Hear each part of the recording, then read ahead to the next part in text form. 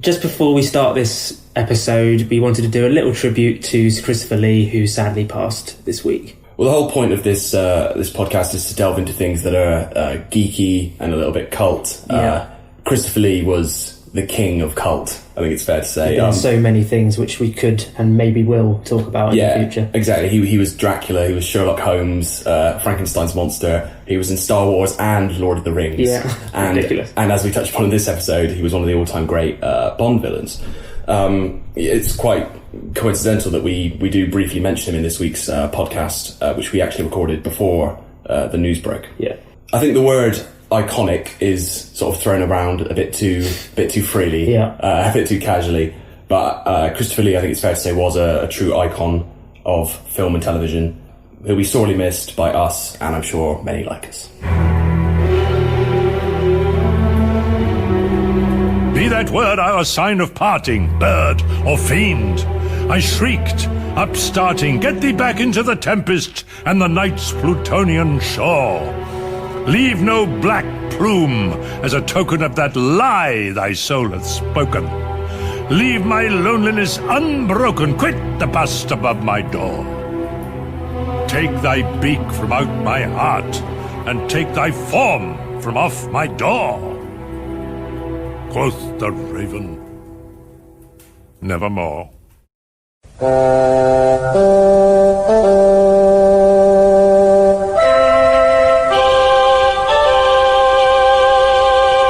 Two Geeks, Two Beers and a Laptop. Episode 6, A Beginner's Guide to Doctor Who.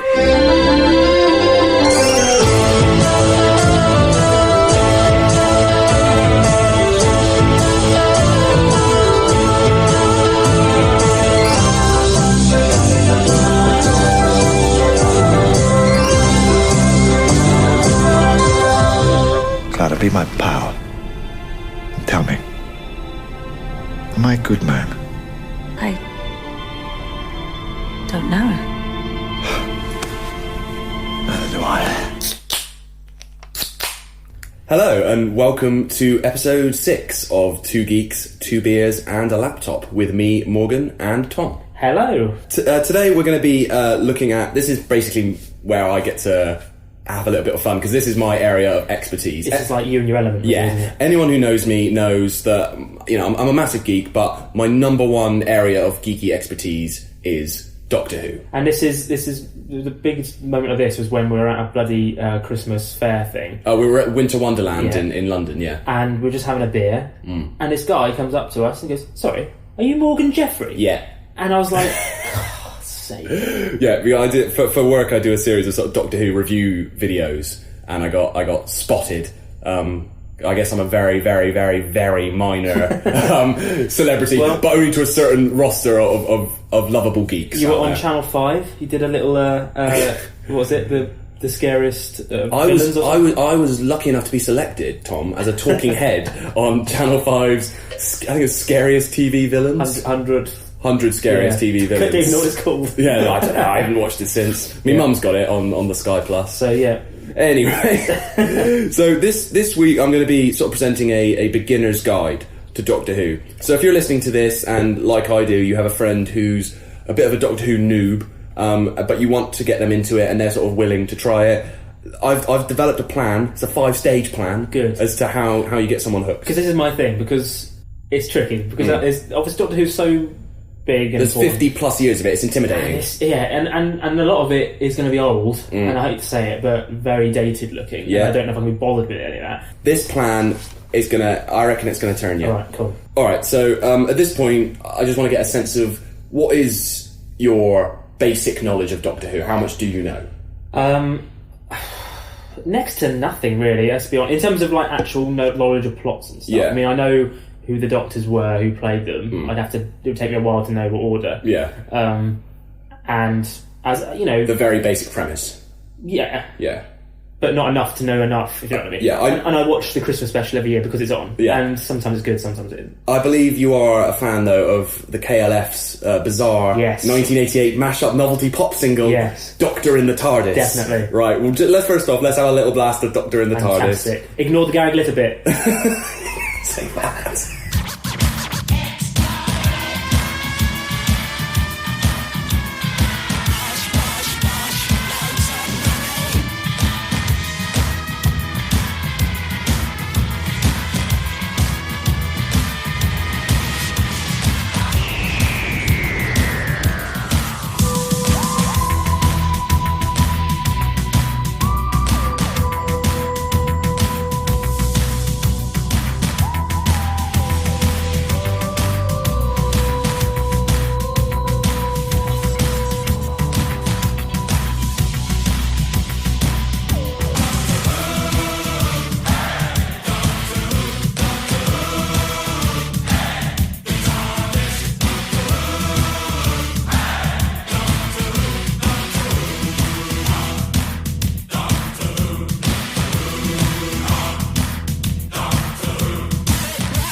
I love that song. Because the favourite bit is, for me, the bit they try to fit in the TARDIS, which doesn't really... The TARDIS. It's amazing. It's also a bit of a musical monstrosity. Yeah. I feel like we need to cleanse our musical palates by listening to, written by Ron Grainer, realised by Delia Derbyshire at BBC Radiophonic Workshop. It's the original, brilliant and timeless Excellent Doctor Who.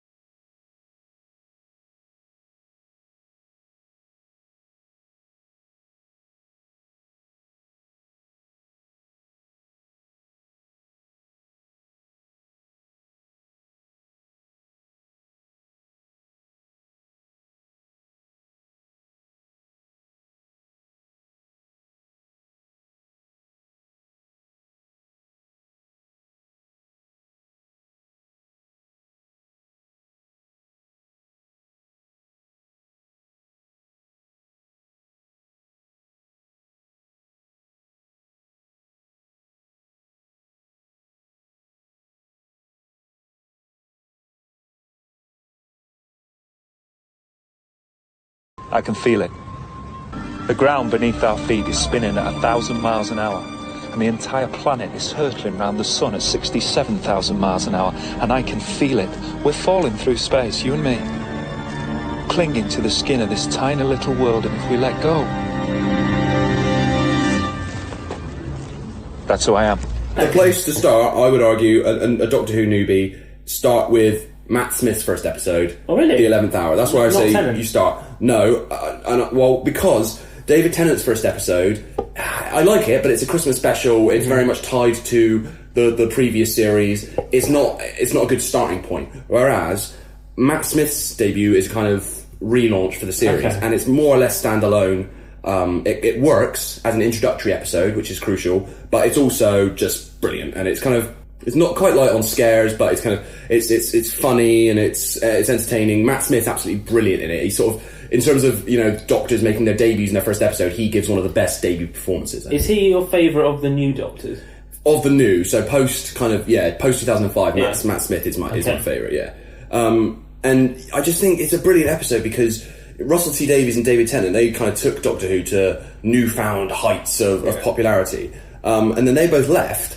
So you've got like a completely new behind-the-scenes team, and you've got a new Doctor played by a 27-year-old. Like everything about the 11th Hour screams that it should be absolutely dreadful. It works, but it's amazing. Yeah. And I loved David Tennant, and I remember watching The End of Time in sort of New Year's Day 2010, choking back manly tears in bed alone, just watching it with a kebab. Probably. Yeah, with a kebab, watching The End of Time, almost weeping because it was really emotional.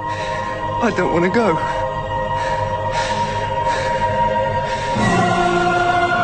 But by the end of the 11th Hour, I had sort of, no offence, DT, but I'd sort of completely forgotten about David Tennant and was just like absolutely loving Matt Smith. And that's a sign of when someone's done their job right. I'm not scared. Of course you're not. You're not scared of anything. Box falls out of the sky, man falls out of the box, man eats fish custard.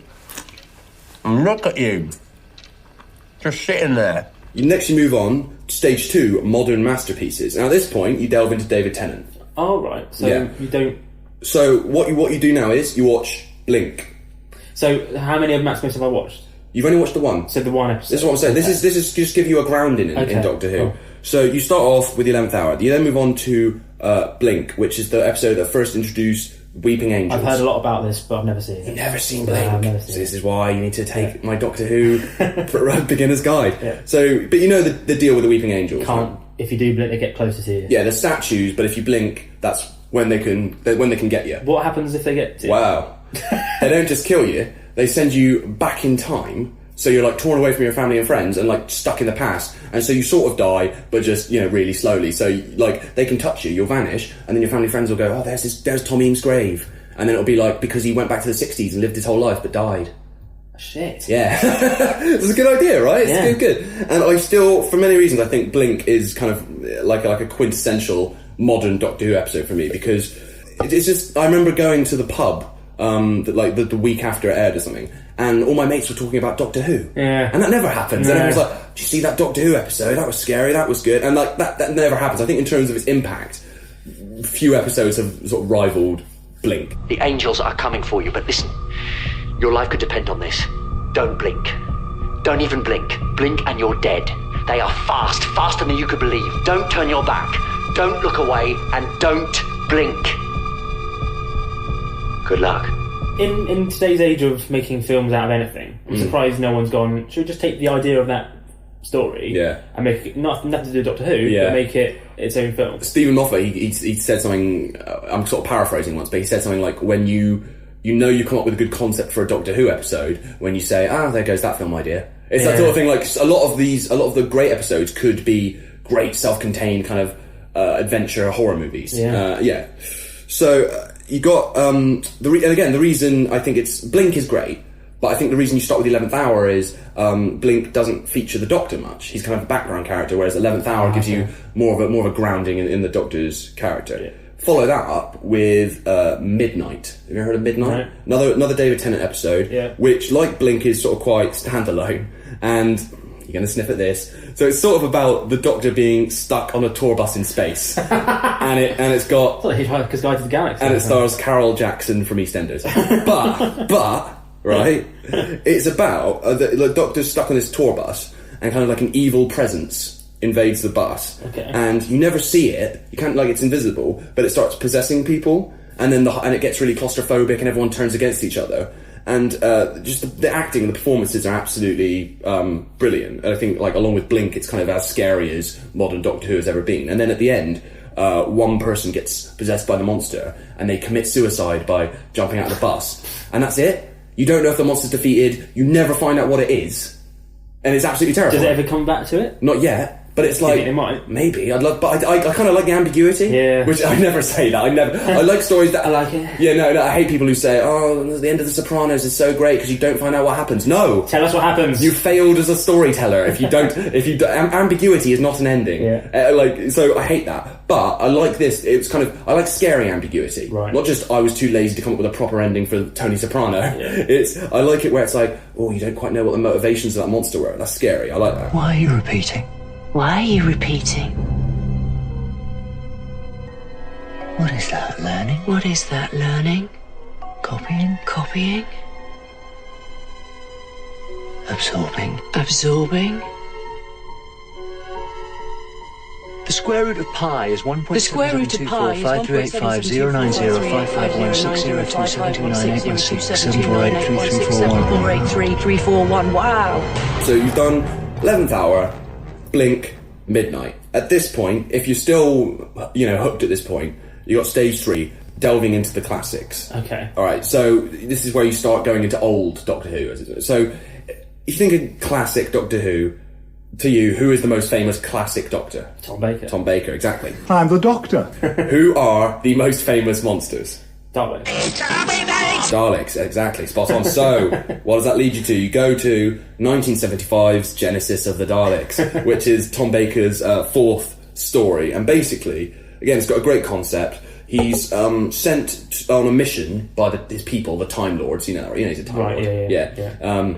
And it's basically, the old thing of, would you kill Hitler as a baby because it would stop Hitler doing all the terrible things he did, but can you kill a baby? It's that idea. But the Doctor is sent back to the Daleks' home planet in the kind of the early days, and it's, can he erase the Daleks from time? Can he make the Daleks extinct? And then, therefore, none of the damage the Daleks ever did will ever happen. And have you heard about the Time War, which is a thing in modern Doctor Who? I have, I think it came up in the one where Matt Smith left. Yeah, probably. I mean, they mentioned it a lot, I'm going to be honest. So the Time War was a war between the Daleks and the Time Lords, which is the Doctor's race. Yeah. And it was a thing that was only introduced in the new 2005 series. Oh. But a lot of fans have sort of retroactively, geekily said that maybe Genesis of the Dalek, because it's the Time Lords trying to, no pun intended, exterminate the Daleks. Yeah. Maybe that's the start of the Time War, and they kind of retroactively linked it all up, which I think is quite clever. I like that. Yeah. And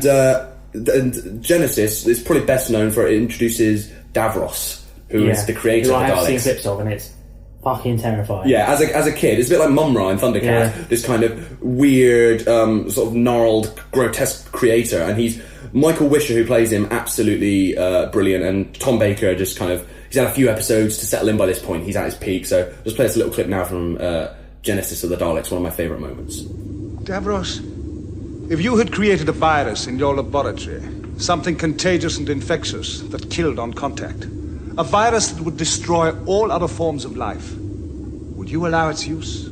It is an interesting conjecture. Would you do it? The only living thing, a microscopic organism, reigning supreme. A fascinating idea. But would you do it? Yes. Yes. To hold in my hand a capsule that contained such power. To know that life and death on such a scale was my choice. To know that the tiny pressure on my thumb, enough to break the glass, would end everything. Yes. I would do it. That power would set me up above the gods. And through the Daleks, I shall have that power! There we go. Wow, it's terrifying. Very dramatic, absolutely. I love that scene. Just one of my absolute favourite scenes from classic Doctor Who. Absolutely brilliant. Then, let's have a bit of Pertwee, shall we? Get on a bit of John Pertwee. Because again, I think he's kind of like, maybe after Tom Baker, the second most recognisable classic Doctor. Yeah. Now, my earliest memory of Doctor Who, funnily enough, is a scene from Genesis of the Daleks. It's the cliffhanger to episode 4. But my first ever complete Doctor Who story I watched was Spearhead from Space from 1970, which... So the way I first got into Doctor Who was 1999. I was about 13 or 14.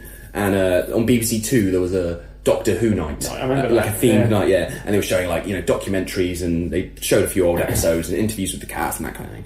And then they followed it up the following week by... They started repeating some old Doctor Who stories. And it didn't last long because they showed I think it's 3 complete stories, and then they swapped it out for Fresh Prince of Bel-Air repeats. Why did they do that? I was furious at the time. As much as I love, Big Willie style, I was furious. I was absolutely furious. It's like they took Reboot away. Exactly. It's annoying. So then but the first one they showed was John Pertwee's first story, Spearhead from Space. So you see, Mr. Channing, with this device I can eliminate you.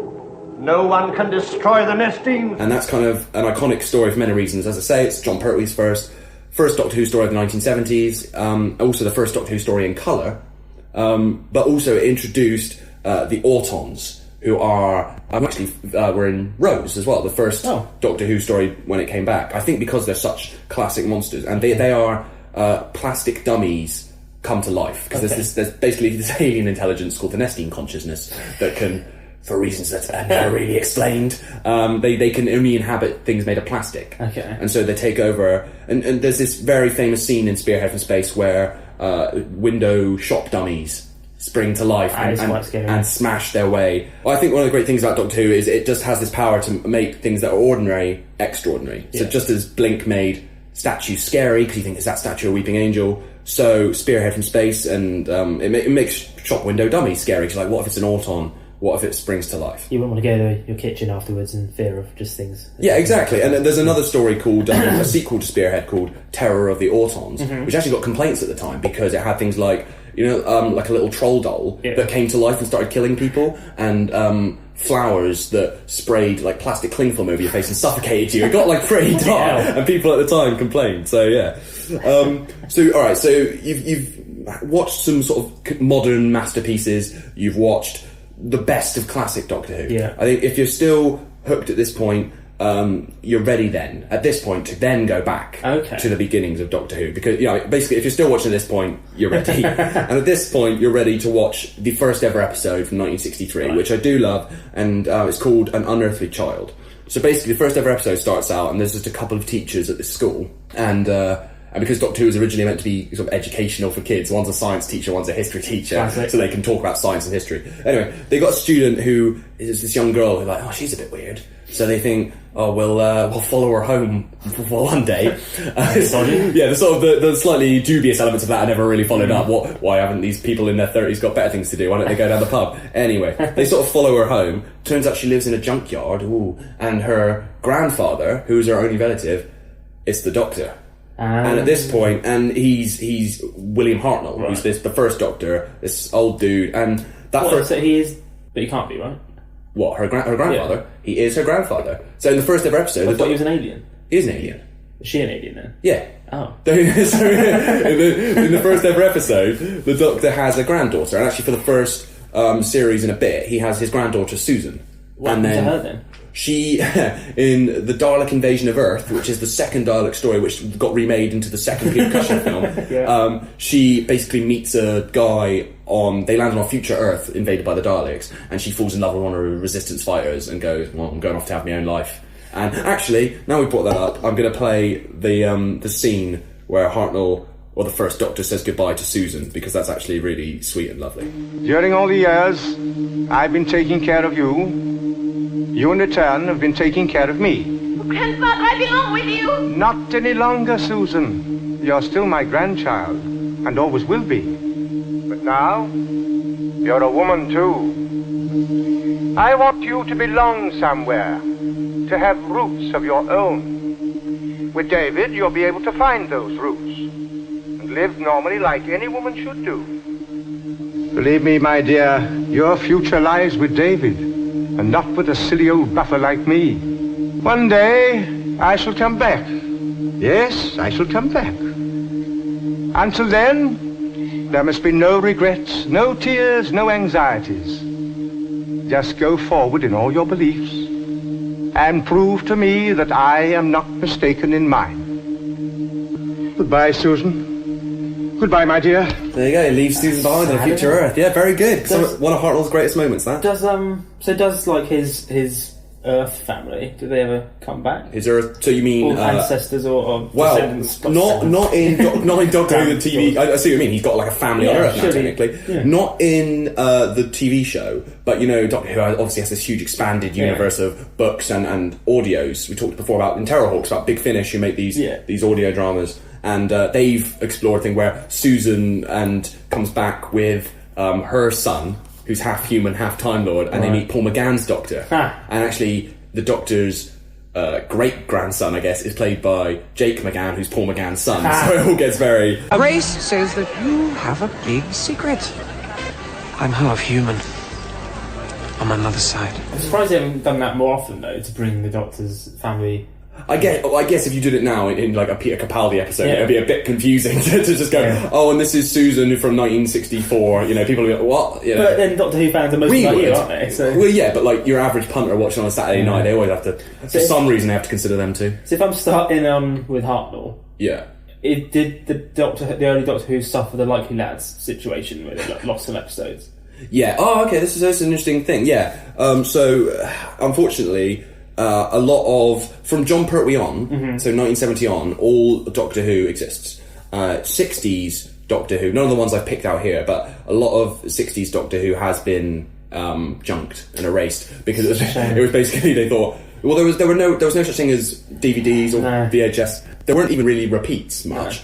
The only time you'd need an old episode is if you want to show a clip on Blue Peter or something. So they were just like, we're running out of tapes, tape over old Doctor Who. Basically, like you would, like we would in our house in the 90s, if you go, just tape over that. They would just tape over Doctor Who with a new episode of, I don't know, on the buses or something. The idea of that back then, you just think, what? I know it's all new to them back then, but why would you record over things? Well, I mean, absolutely remarkably, though, they're still finding... so-called missing episodes of Doctor Who. They found some in I think it's Africa recently. They found some in Hong Kong. Patrick Troughton's been the second Doctor. He's been hit harder than William Hartnell. But there was 253 episodes produced in the first 6 years of Doctor Who. 97 of them are missing. 97. But it used to be something like 150 odd, and it's now down to 97. But it's still almost 100 episodes missing. Didn't I read that you could get you can find the audio of some of them or something? Well, this is the thing. So not all, they're not truly lost. So the filmed episodes are lost, but there are sound recordings of every single Doctor Who episode ever. That's really weird. So they basically just from nerds are the best. In the 60s, people would put their like little tape recorders up to their tellies and record Doctor Who as if it were radio, sort of. As if it were radio, so they could listen to it back, and and that's now the only copy we have of some episodes of Doctor Who. And those recordings have been cleaned up, released on CD, and they've also done animated reconstructions of some episodes using that. So that's cool. But yeah, unfortunately, there is a lot of Doctor Who that we may never see. I'm surprised that they haven't just recreated it just for the hell of it. Like, get an actor like the one, what's his name from the... People have talked about that. So you talk about David Bradley, who played William Hartnell in Adventure in Space and Time. Why they just recreate him just for the hell of it? They've talked about it. Well, I think again, when they made Adventure in Space and Time, part of it, which was a sort of William Hartnell biopic that was made in 2013 for the 50th anniversary of Doctor Who, and there are little bits where they recreate the stories just because because it's part of the drama. And apparently, like, Mark Gatiss was like, why don't we just lock the doors and have them recreate the whole of the web planet or whatever, it was just like, so people have thought about it, but I guess, it's probably quite a niche market. I don't know who's really crying out for it, apart from the Doctor Who hardcore. So you've got this first ever episode of Doctor Who going back, and when you first meet the Doctor, he's kind of just a bit of a grumpy dick. Again, we're getting back to this. Who kind of hates humans. He hates them. No, he does.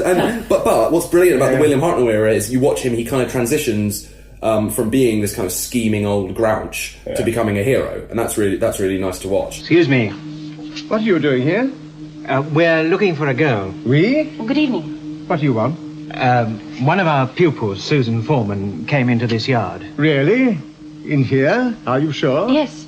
We saw her from across the street. One of their pupils, not the police then. I beg your pardon? Why were you spying on her? Who are you? So the first ever episode of Doctor Who is brilliant. The next 3 episodes of that first 4-parter, it's they were like, we need a really dynamic launch for this series. We need something really exciting. Doctor Who in the time of the cavemen. Really? Yeah. So, and I like those. I like those episodes, but they get a lot of flack. Yeah. And again, I'm saying for a newcomer, don't watch episodes 2 through 4. Okay. This knife shows what it has done. There is blood on it.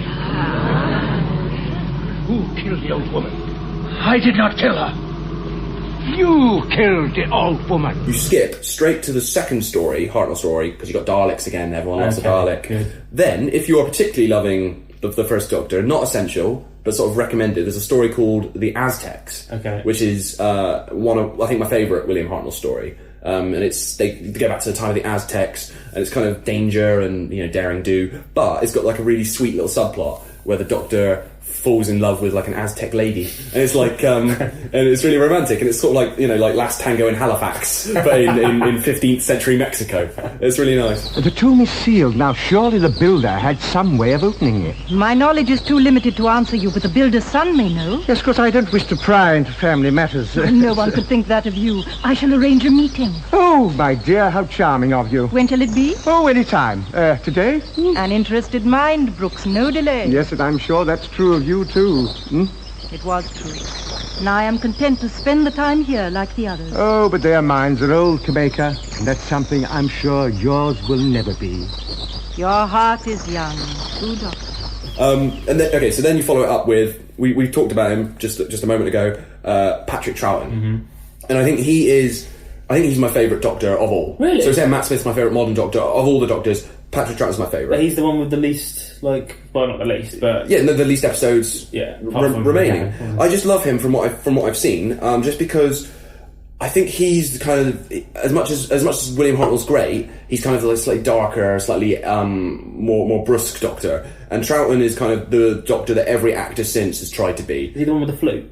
He's the one with the flute and sort of Beatles haircut. Right, okay. But he can be dark and sinister and alien, with the best of them, but he's also kind of more fun and silly and ridiculous, and I think he sort of created the Doctor as people recognise the Doctor. I don't think, as great as anyone who followed him, Tom Baker, Peter Davison, David Tennant, any of them, as great as they are, they're all basically doing a version of Patrick. That's not to do them down, but they're all basically doing a version of Patrick Troughton. And presumably your large spaceship holds your invasion fleet, and the smaller ships can only enter the Earth's atmosphere by homing on a radio beam. You know our ways. You must be destroyed. Yes, well, I was afraid you'd get back to that. Well, You'd better come in. Now, one of his stories, which I think is a good one for a newbies, is Tomb of the Cybermen, which is everything about it's kind of like archetypal Doctor Who. It's classic. So you got the Doctor and his companions, some bad guys and some good guys, and they're all just trapped in this sort of alien base with Cybermen. And have you ever seen that? You might have seen that clip of Cybermen coming out of their tombs, and they all march down. I know what Cybermen. Yeah, and it's that, and that's basically, it's kind of like science fiction, but they're kind of archaeologists uncovering this base. It's kind of got like an Indiana Jones alien vibe to it as well. And so it's really exciting, but it's also, again, like with a lot of great Doctor Who, it's quite emotional. And there's a scene in it which I particularly love where the Doctor's companion, it's only her second story, Victoria, it's her second story, and in the previous story her dad had been exterminated by the Daleks, and there's just a little quiet scene where he comforts her, which I'll play a clip of now, and I just think it's really great. It's kind of, again, another example of Doctor Who at its very best. Are you happy with us, Victoria? Yes, I am. At least, I would be if my father were here. Yes, I know. I wonder what he would have thought if he could see me now. You miss him very much, don't you? It's only when I close my eyes. I can still see him standing there before those horrible Dalek creatures came to the house. He was a very kind man. I shall never forget him. Never. No, of course you won't. But, you know, the memory of him won't always be a sad one. I think it will. You can't understand being so ancient. Eh? I mean old. Oh. You probably can't remember your family. Oh, yes, I can when I want to. And that's the point, really. I have to really want to bring them back in front of my eyes. The rest of the time, they sleep in my mind, and I forget. And so will you. Oh, yes, you will. You'll find there's so much else to think about, to remember. Our lives are different to anybody else's. That's the exciting thing. Nobody in the universe can do what we're doing. Yeah, there's a lot of looking after like young women in Doctor Who. Are you just corrupting that lovely, sweet little scene? I genuinely, cross my heart, wasn't meaning that. I just mean it just seems like a really nice sort of father figure sort of... Yes, thing. exactly. I honestly didn't mean No, I think obviously they cast young girls as companions because the old saying was it was something for the dads. Yeah. So while kids were watching Doctor Who and loving it, you'd have pretty young girls for dads. But at least it is them. It's not like, I know, I suppose in the later series it might have been, but it's not always about him trying to cop off with her. No, it's not. After her. No hanky-panky in the TARDIS was what was the line. Were these recorded live at the time? Not live, but kind of as live. Right. So, it wasn't literally broadcast live, but it was kind of, you got one shot of this. Okay. If we do two, you're in trouble. Okay. So frequently there are kind of line flubs and stuff in old Doctor Who, and you just have to get on with it. It's kind of like as if you filmed a play or something. Yeah. Exactly, yeah. So, you've watched some modern ones, you've watched some sort of classics, your Tom Bakers, your John Pertwees. You then delve back to the slightly creakier, but I love it, black and white stuff. And at this point, I think if you're still watching at this point, you've survived. You have survived. Stage 5, full-blown Whovian. Now, if you've got someone this far, if you've managed to convince, someone, you've done a good job. As much as I love it, you've done a good job. They've got especially the caveman episode. Yeah, especially you've got to be pretty interested in Doctor Who by this point. And it's at this point. You can maybe, if you like, delve into slightly murkier territory. Now, I wouldn't go so far as to say bad Doctor Who. I'll say 1980s Doctor Who, Doctor Who is always because every episode is kind of the Doctor's travelling through time and space. Every episode is very different, and so it varies in tone and style, but also inevitably in quality. So it's always that's part of what I love about it. It always it goes from brilliant one week to a bit dodgy the next. But the problem, and I think a problem with a lot of 80s Doctor Who, a lot of people have a go at the scripts, but the scripts I don't think are any better or worse than they ever were. What the problem is, someone said to me once, 1980s Doctor Who, the production values are the same as 60s Doctor Who, which was fine in the 60s because it was the 60s. 20 years on, they should have moved on and they haven't, and it doesn't look great.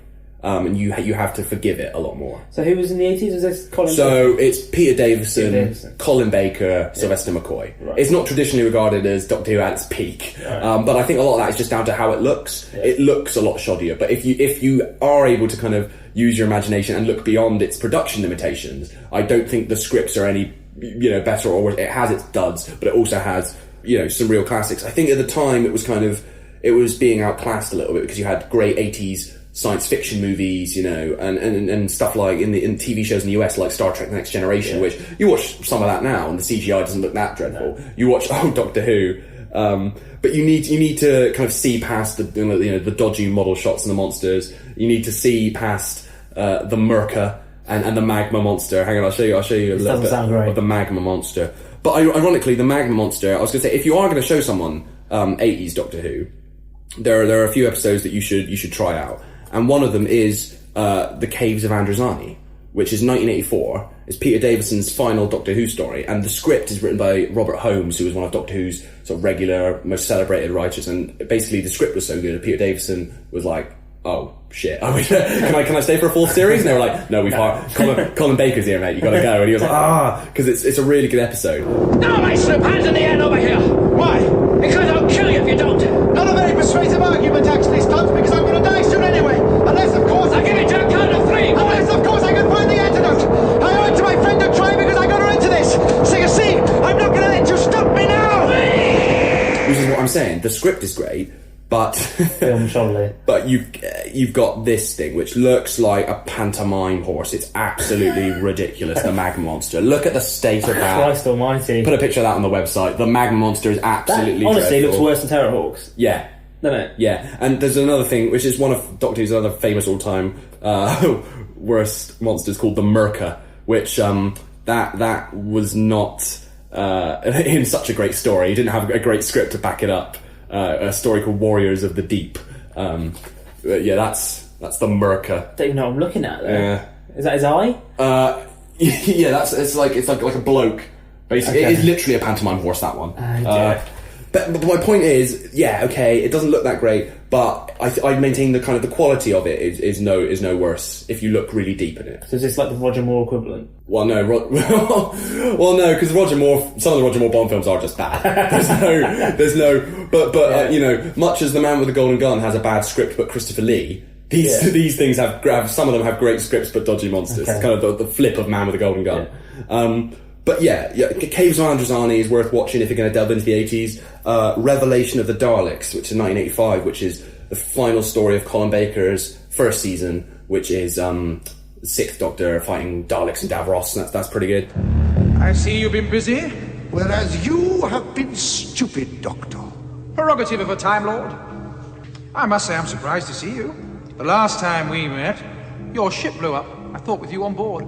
Not when there is an escape pod to be had. Or it seems a lift by transporter to this place. There I was, fortunate.